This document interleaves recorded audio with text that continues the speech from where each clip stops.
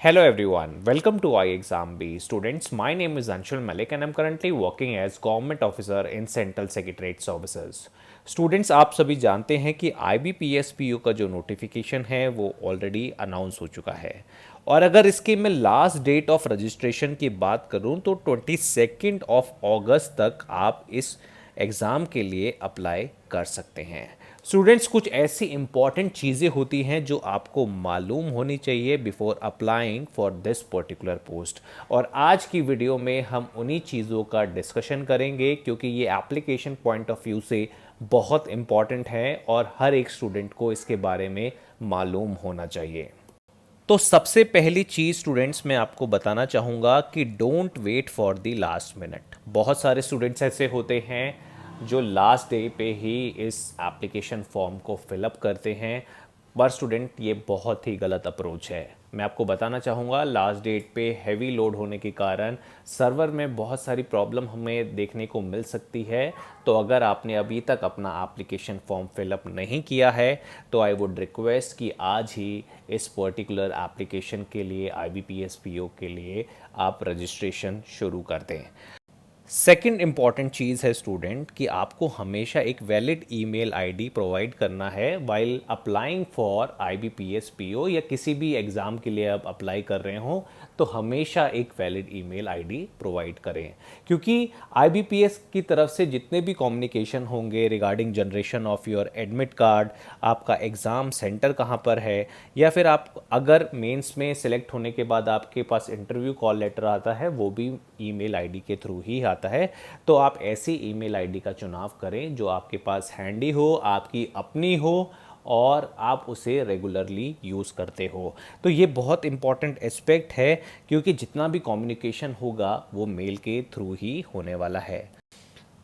मैं सबसे important point ये आपको बताना चाहूँगा कि you have to provide the relevant document. आपको पता है कि एप्लीकेशन जब आप फिलअप करते हैं तो ये वेरियस चीज़ें आपसे मांगी जाती हैं, जैसे फ़ोटोग्राफ हो गया, आपका सिग्नेचर हो गया, या फिर लेफ़्ट थंब इम्प्रेशन हो गया, या हैंड रिटन डिक्लेरेशन। जितनी भी चीज़ें आपसे मांगी जाती हैं आपको सारी चीज़ों को बैठ के तसल्ली से रेलिवेंट डॉक्यूमेंट प्रोवाइड करना है। जितना उन्होंने डायमेंशन या फाइल साइज़ मेंशन किया है, उन्होंने बोला है कि ये सारी इन्फॉर्मेशन को JPG या JPEG फॉर्मेट में चाहिए, तो आप तसल्ली से बैठ के फ़ोटोग्राफ खिंचवाइए जिसका साइज़ 50 KB तक हो, 20 से 50 KB तक हो। अपने सिग्नेचर को आप किसी मोबाइल कैमरे के थ्रू पेपर पे साइन करके उसका फ़ोटो खींच दें और उसका फाइल साइज़ आपका 10 से 20 KB का होना चाहिए। आपका लेफ़्ट थंब इम्प्रेशन 20 से 50 KB का होना चाहिए और आपका हैंड रिटन डिक्लेरेशन 50 से 100 KB का होना चाहिए। इन्होंने डायमेंशन भी मेंशन कर रखी है। तो जब भी आप डॉक्यूमेंट प्रोवाइड करें तो इन सारी चीज़ों को ध्यान रखें। स्टूडेंट्स, एग्ज़ाम सेंटर, अब बहुत सारे स्टूडेंट्स हड़बड़ी में कुछ गलत एग्ज़ाम सेंटर चुन लेते हैं जो उनके घर से दूर होता है। आपको पता है you have to choose 2 sets of exam centre, एक आपका प्रीलिम्स के लिए, एक आपका मेंस एग्जामिनेशन के लिए। तो आप सबसे पहले आपके पास जो नोटिफिकेशन है, ऑफिशियल नोटिफिकेशन है, वहाँ पर स्टेट कोड मेंशन है, आपका ये भी मेंशन है कि वो कौन से स्टेट और यूटी या फिर NCR में पड़ता है। तो अपना जो भी प्रीलिम एग्ज़ाम सेंटर या मेंस एग्ज़ाम सेंटर है जो आपके घर के पास हो, आपको एग्ज़ाम के दौरान कोई दिक्कत का सामना ना करना पड़े, तो एग्ज़ाम सेंटर का चुनाव आपको बहुत सोच समझ के करना है। तो आप आराम से बैठिए, गूगल कीजिए डिस्टेंस को कि कौन सा एग्ज़ाम सेंटर आपके घर के पास है और उसका जो चुनाव होना चाहिए वो बहुत ही सटीक तरीके से होना चाहिए। स्टूडेंट, सबसे इम्पॉर्टेंट है चूजिंग दी बैंक प्रेफरेंस। मैंने एक वीडियो बनाई थी how to choose the bank preference, क्योंकि बहुत सारे स्टूडेंट्स ऐसे बैंकों का चुनाव कर लेते हैं जो साउथ साइड में होते हैं depending upon the number of vacancies, और वहाँ पर आप कस्टमर के साथ फ्रेंडली नहीं हो पाएंगे, आप उनके साथ कम्युनिकेट नहीं कर पाएंगे। जो आपके संगी साथी हैं, जो आपका सपोर्ट स्टाफ है, जब आप उनके साथ ढंग से कम्युनिकेट नहीं कर पाएंगे तो ऐसे बैंक का चुनाव करना सही नहीं है, क्योंकि आपको पता है बैंक में ईज़िली ट्रांसफ़र मिलना भी पॉसिबल नहीं होता। तो जब भी हम बैंक प्रेफरेंस चुने तो ये वाला वीडियो आप ज़रूर देख लीजिए। इस वीडियो का जो लिंक है मैं डिस्क्रिप्शन बॉक्स में डाल दूँगा। इस वीडियो को पूरा सुनिए और अपने बैंक का चुनाव सोच समझ के कीजिए। स्टूडेंट्स, आपको अपना रजिस्ट्रेशन नंबर और पासवर्ड नोट डाउन करके कहीं अच्छी जगह सेव करके रखना है। After filling your online form a registration and password will be generated, you have to keep them safe. बहुत सारे स्टूडेंट्स ऐसे होते हैं कि रिजल्ट अनाउंस हो गया पर उनको रजिस्ट्रेशन नंबर ही याद नहीं है, तो अपना रिजल्ट कैसे चेक करें। तो इन सारी चीज़ों को या पैनिक अवॉइड करने की चीज़ों को आप हमेशा ध्यान रखें कि जब भी आप एप्लीकेशन फॉर्म फिलअप करें तो एक रजिस्ट्रेशन नंबर जनरेट होगा, पासवर्ड आपका जनरेट होगा, उसको आप संभाल कर रखें। सो दूसरी चीज़ है कि make sure you review your application form.